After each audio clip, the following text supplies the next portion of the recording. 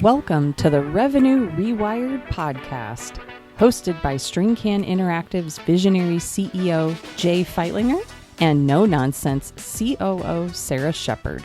We're here to accelerate your revenue and give your marketing purpose. All right, hello and welcome everybody to this special episode. This is our third episode of 2026, so this is pretty exciting stuff. I cannot believe it's 2026 already, but we're gonna have a little zhuzhing up, as Jay likes that I say zhuzhing. I actually don't even know how to spell that. But we're going to zhuzh up this episode with a new special guest. So welcome everyone to Steve DePuys. Hello, Steve. Hello, everybody. Thank you for having me. And, when Jay's away, the staff will play. So here's my opportunity to get my foot in the door with the podcast. Excited to be here. Kind of envious of you and Jay having this platform, and I'm kind of honored to be part of it today. Well, this is a test, so we'll see how you do, and maybe you'll be back for future episodes. It'll be fun. I Just got a kidding. lot to say. I got a lot to say. Yes. And Steve has a lot to say because he's our Director of Client Services and Strategy. And this topic was something we focused on during our team annual planning event that was a couple of weeks ago. And just a caveat that the topic might sound negative, but just hear us out, give it a listen. And of course, we'd always love your questions. But what we want to talk about today is what over-servicing really means. And I thought this would be best to hear from the leader of our client team because this is something that's probably more familiar as a phrase to like agency types of people and maybe those who work in agencies. And if agencies use this word with clients, I'm not sure every client would understand what this means. So we kind of wanted to dig deep into this because it does apply pretty seriously to revenue, both for clients and ourselves. But Steve, why don't you kick it off as to maybe why we wanted to talk about this topic today? Well, thank you. Yeah, I totally agree with what you said that we may be taking this from an agency perspective, but this is truly a universal challenge. I'm sure that there's people who are listening to this podcast who don't work at agencies and are still getting value out of it. But I want you to know that we understand your pain point as well. And then many times, particularly if any kind of like professional services are involved, that we all kind of have to walk that tight line, right? Here at StringCan, we've hired people who have an attitude that they're willing to run through a brick wall for their clients. And it's been the hardest part for us is to kind of rein that back in, the desire, the urge for these people, our teammates, to go out and just do whatever they can to make the client happy. But over time, it's been kind of exposed that by doing so, you're really not doing anyone a favor, both from our angle, from a revenue perspective, but also I think it conditions the client, maybe unfairly so, to expect things for free. So I think it's an important discussion point for all of us to take a look at and see the steps that we could take to kind of address those shortcomings and those challenges, but ultimately the opportunities that a conversation like this allows us to have. Yeah, and one of the things I think we do a good job of at StringCan, and we are conscious of it. I'm not saying we're perfect at it, but we try, is to be really transparent. And like the topic Jay and I did a few weeks ago, which was the account management one, that is a topic that a lot of agencies, I think, struggle to discuss with their clients. And this one is similar, where we're not going to take a negative spin on this. That's not the intention. It's really an educational sort of go at it. And why don't you tell our audience, Steve, what does over servicing mean and why is it bad? It could mean a lot of different things. And, from my perspective, over servicing is in its very purest essence is doing things that are not part of our agreement in the first place, right? We all have SOWs and we have MSAs, and we've identified clearly those things that are part of the assignment, if you will, or ultimately we like to think of them as the relationship, the tasks, if you would, related to solving a problem for our clients. But what happens, and I alluded to it earlier, is that the human nature takes over and it's like, man, I like my client. I want to do these things for this person because it's going to make their job better. We challenge our clients internally to think about that from a perspective of how do we make our client contacts rock stars, right? So maybe, from the path of least resistance, it might be just easier in a person's mind just to knock something out like that. but you're really not doing anyone a favor. What we talk about a triangle of sorts, if you would, that there's three elements of every healthy alignment, arrangement, agreement, or working condition: scope, budget, and schedule. Scope outlines exactly what you're going to be doing for this client. It's oftentimes solve a specific problem, consulting, uh, providing drawings, anything like that you can think of from a professional services perspective. The scope is an integral part of our relationship. It becomes the basis of our relationship. The budget is what we're going to charge for the exchange of our goods, for the exchange of our services, for the exchange of the ideas that are going to help us get to the point where we're actually solving the project, or I should say the problem that we've been hired to address. Then lastly is the schedule, right? So how long is it going to take us to do this? Schedule is multiple faceted though, right? There's opportunities here from a schedule to think about. We have X amount of weeks to get this task done. But in the world of professional services, it's no different here than it would be in any other organization. We have more than one customer. We have more than one client. We have more than one responsibility. So balancing these three angles of this triangle is always an ongoing challenge. There'll be times when we feel that we're underservicing a client or over-servicing, but the idea here is that we can balance these three, let's call them variables. It sets the table for a really healthy and forward-thinking and positive relationship that's going to hopefully transcend just the initial assignment. I think, to your point about the triangle, it's so strong, but there's always, like in my mind, there's something that always needs a little bit more attention than something else when it's at Yeah. the top, like the little, the point of the pyramid. And I think taking a look, even in your own service business, as to what might be asking for your attention. And especially in the last, I'd say truly like the last 2 years, I've noticed agencies have been terrible. I mean, this might come as a surprise to some clients, but agencies are typically pretty terrible about raising their rates appropriately. I know we didn't for 10 years and we got our hands slapped by our agency peer group. And so that's been sort of an initiative for a lot of agencies. And then on the other hand is the kind of technological scope creep where AI has now kind of flipped everything upside down. I know people are tired of hearing about it, but evolve your listening and you won't be tired of hearing about it. I think if you're hearing the same things and you're bored of it, you probably don't fully understand the depth and breadth of what we're facing. It's pretty positive, but there are still people who have to figure this out on a daily basis, and that is falling heavily in marketing and content, I think, right now. Yeah. I was going to say it's incumbent upon us as our partner to our clients that, we are the one, I think, who has to juggle those three balls in the air, right? The scope, the schedule, and budget. Because what happens when those things drift apart, one of them gets dropped. And what Mhm. happens to us is ours inflate, margins disappear, and our capacity shrinks. And when we say capacity, it's not only the capacity to serve and address what we've been hired to do, but also offer up the same amount of attentiveness to our other clients that they also have uh, obligated to us in terms of taking care of their problems and their solutions. So there really is a lot of leakages, if I could go back to that term, that occur almost out of our control, very organically, that if we take our eye off of this triangle, it opens the door to a lot of different problems. hmm Is there an area that you and your team see is more ripe for over servicing than maybe other areas? Yeah, if I could take that question and maybe start at what I think is an important part of setting the example in the first place, I think that might help us answer that question from a more informed perspective. I've found in the past that there's opportunities to set the parameters early in a relationship. And I think personally, it's not just the kickoff, right? It's not when you get together with the client and talk about what success looks like. That's an integral part of any successful relationship.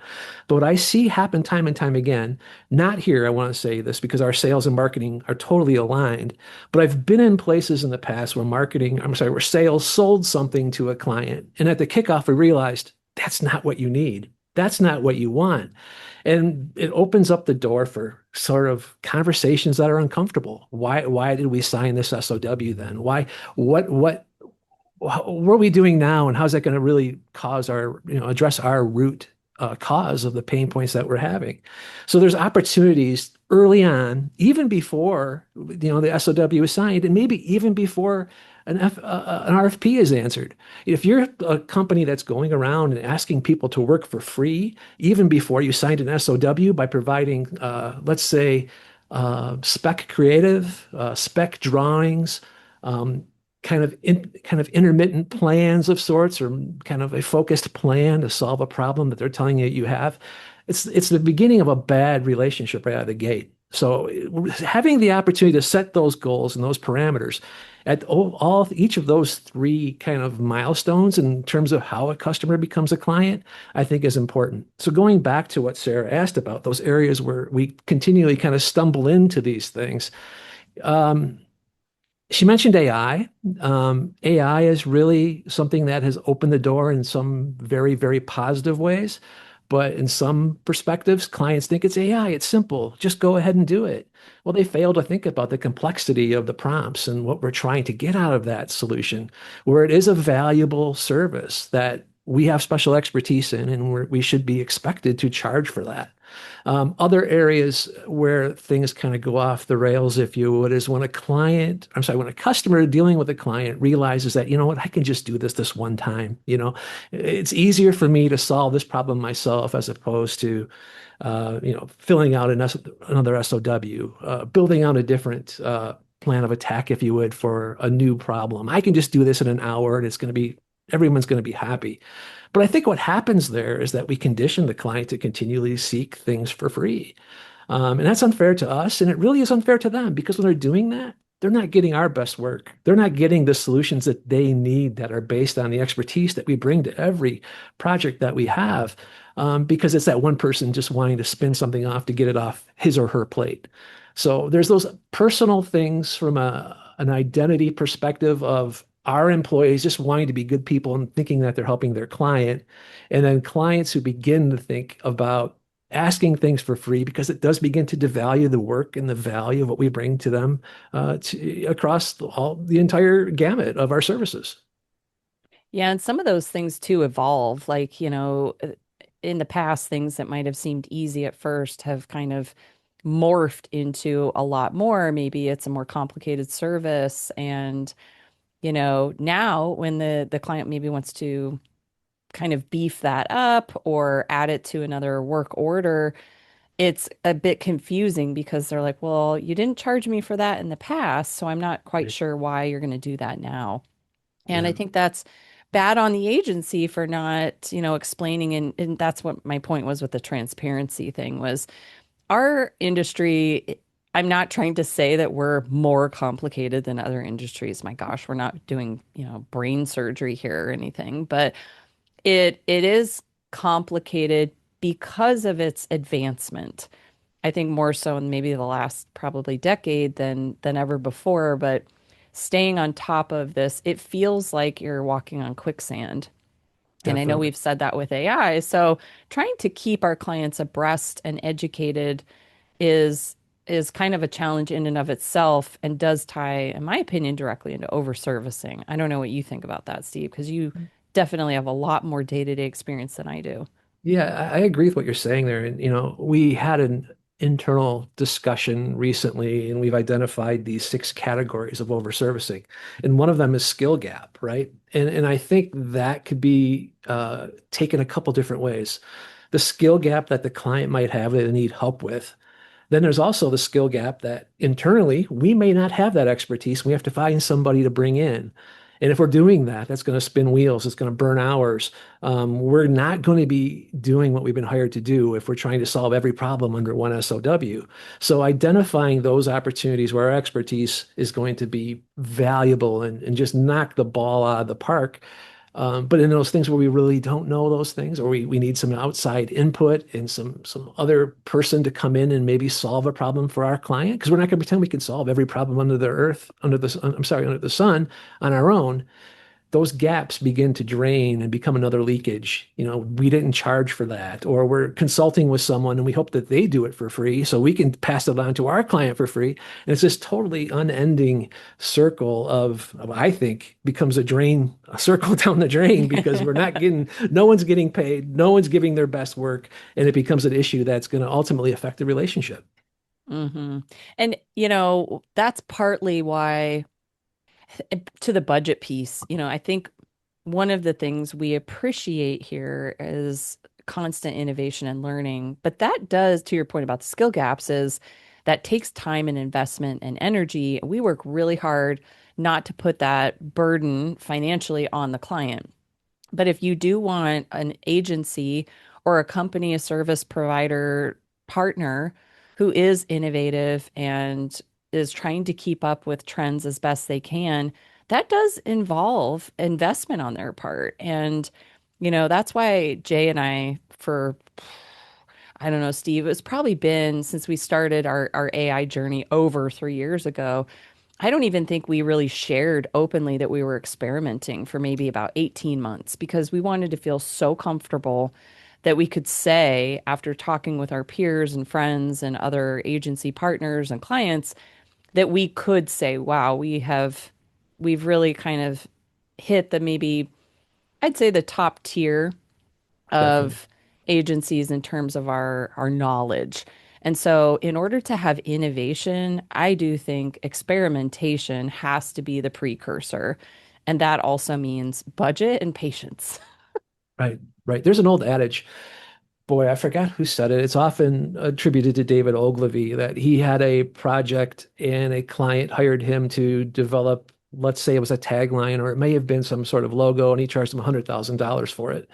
And he went and he knocked it out in a week, gave it to the client. The client loved it. Ogilvy submitted his invoice, and the client said, well, I'm not paying $100,000 for a week's worth of work. Well, and actually, Ogilvy, this actually went to court, I believe, won his case by stating that you weren't paying for that 1 week of time. You were paying for the 40 years of experience that enabled this to happen in 1 week of time. So we're kind of in that phase right now with AI where as Sarah said, we're into our third year of immersing ourselves into AI and all things that make possible through including AI as part of our strategies. And, we're coming to the market with what we think in many ways are first of its kind products. We're comfortable being out there because we paid, let's say, we've invested in the process to get there. So we've paid the time necessary to be able to have these conversations with us, not with our clients now. And it might be something they may be hearing for the first time, but because of what they're seeing and how we communicate the challenges that they're facing or solutions to their challenges, AI becomes a logical part of that. So who pays for that? Of course, we're going to want to recoup our investment made to getting us to the point where we're able to be conversant and we're able to see over the hump, if you would, of what's next with all things, and AI falls within that. So yeah, I mean, you can't always look at things from the surface level and expect, in 1 week's time, for example, a solution and pay for that week. You have to think about the work that went into it, if you would, the ingredients that went into making the souffle so it doesn't fall. Let's use that analogy. Yeah, Jay and I had this chat. Gosh, I'm trying to think. It was earlier in 2025, maybe mid-year. Maybe you remember this, but he and I were talking about, to your third triangle point of schedule. We were discussing a strategy project for a client and how we could scope, oh yeah, this would be a similar project for this new prospect, blah blah blah. He presented me with the budget of hours, the schedule, and I'm like, this seems so far off. There is no way, Jay. Like, this is so low. And I said, talk to me about how you came to this conclusion. And he explained it. Here's how I do the work, and da da da da da. And I think the team, could do it in similar time frame with a little extra coaching, blah blah blah. And I said, okay, so is that the only time you spent on this last client? And he goes, well, no, I mean, there was probably a lot of times in the car where I thought about it, or in the shower, or before dinner, and while I was cooking. And I said, so wait, so you were strategizing for easily maybe a dozen to 20 hours? And he goes, yeah, that sounds about right. I said, so where is that in the Yeah, scope? And he yeah, goes, oh my gosh. yeah. And I think that's something like, to this, it applies to scope, schedule, and budget. That It one, does. that one's for all three. But very similar to the Ogilvy challenge where there's so much that goes behind the scenes and schedule can really impact so much more. And that's another reason why, we're so transparent with our clients about deadlines and expectations is that we don't want to disappoint. We want to be upfront and things can change. That is 100% normal and acceptable, even if it is annoying. It's Yeah, just part of the exactly. deal. I'm sure the clients don't love it when it happens to them either, but that's really part of the way in which we can be effective with our servicing is by being able to templatize. And we can't do that until we have a really good solid system in place. Yeah. And I know Yeah. your team does a really good job. It's kind of I'd say a lot of agencies that are outside of the operations roles are like, oh my God, time tracking and all this like really operational, granular stuff drives me bananas. But as you've seen, it's pretty key to the overservicing problem. It is. And I'd like to start by saying I'm not surprised that Jay is over servicing in the shower. That's just how that guy is wired. He can't help himself. He's just Oh, how he's awesome at that he way. doesn't even think about it as work I either. know it's fun and it's kind of creepy, but he's a smart man and he knows what he's talking about. So I'm going to let him Mhm. do that. But you talked about schedule, and there's one thing that I think the client owns in this equation that helps us be the most efficient that we can be. And then we're calling it review drag, right? We do all this work and we get to the point where we need input from a client. We need guidance. We need some questions answered and we have this timeline, right, that we want to be adhere to. And for whatever reason, the client is unable to connect with us or have a meaningful conversation about what we want to bring to their attention. And what happens, things get pushed back. And when things get pushed back, it loses momentum. And other things become a focal point because that is more pressing than what we're waiting for on the client to have that window, that opportunity to connect with that person.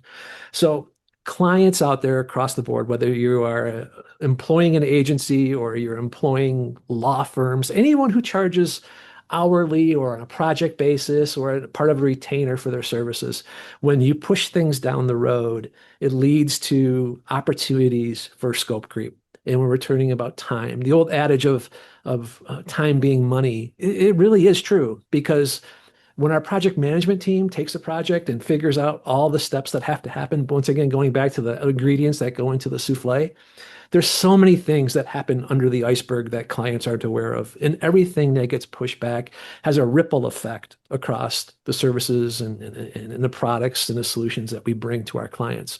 So keep that in mind. Sometimes when agencies or your partners and consultants, seem to be at that point where, hey, we've invested a lot of time in this. I think it's important that clients know they have a role and an opportunity to reduce that and remove that from the equation. Why do you think it's like for me, I know it's hard when I have to review stuff. I want it perfect. I want to make sure I capture everything all in that moment.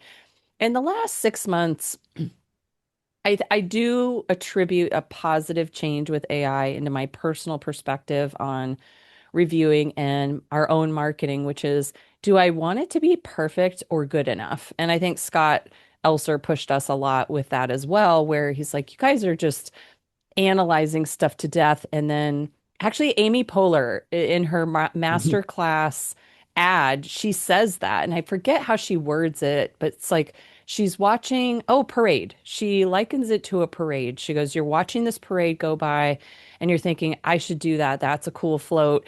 And then before you know it, the parade has come and gone. And I think it's kind of that similar expression. And AI really pushed me to go, do you want to wait for the parade to pass you by or just throw your float in the ring, you know? Yeah. Yeah, it's important. We had a discussion just before coming into this. We talked to a development partner of ours who is working with us in developing an AI agent for a client who's really forward thinking in terms of leveraging AI.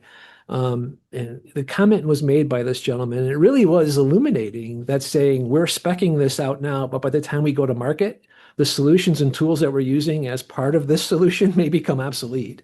That and So isn't that crazy? You nuts. I know, mean, that's why nuts. the MVP is like just get it out faster, test Right. it, and see what happens Yeah. because Yeah. there was something, our even our project management system is now throwing AI into the mix, and it's kind of like it's, I mean, I would say caveat that agencies who are really adopting AI and trying to work with it and keep up with it, please appreciate, holy cow, is it a lot of work? It is a lot of fun.